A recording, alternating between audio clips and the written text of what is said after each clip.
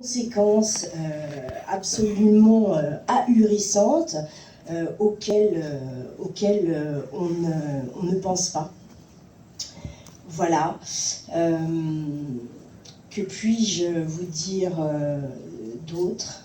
Sinon que, on le sait, il n'y a ni milieu social dans lequel la violence conjugale intervient.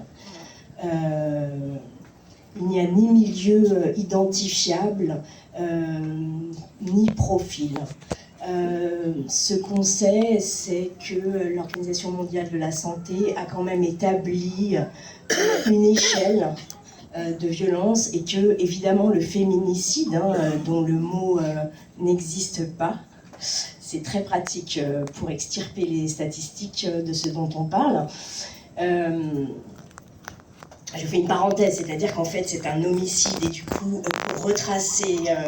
pour retracer l'enquête et partir à la recherche des familles de ces femmes, c'est compliqué puisque le meurtre de la femme par son partenaire sentimental ne fait pas l'objet d'un référencement d'une statistique particulière, mais elle est répertoriée comme celui qui a été tué dans une rixe du samedi soir.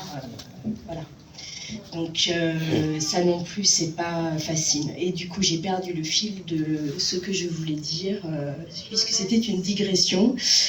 C'est pas grave, on fait ça avec naturel et un petit peu de grâce. Vous dire aussi quand même que chez nous, le code pénal parle encore du meurtre passionnel, ce qui n'est plus le cas en France, par exemple, depuis 1810. Je vous laisse apprécier.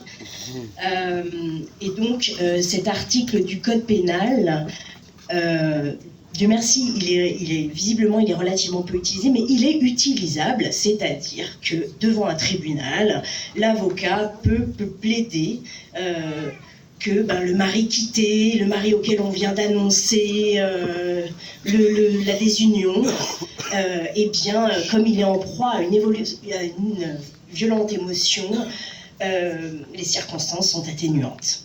Et ça aussi, je pense que c'est absolument dramatique d'en être là chez nous au XXIe siècle. Merci.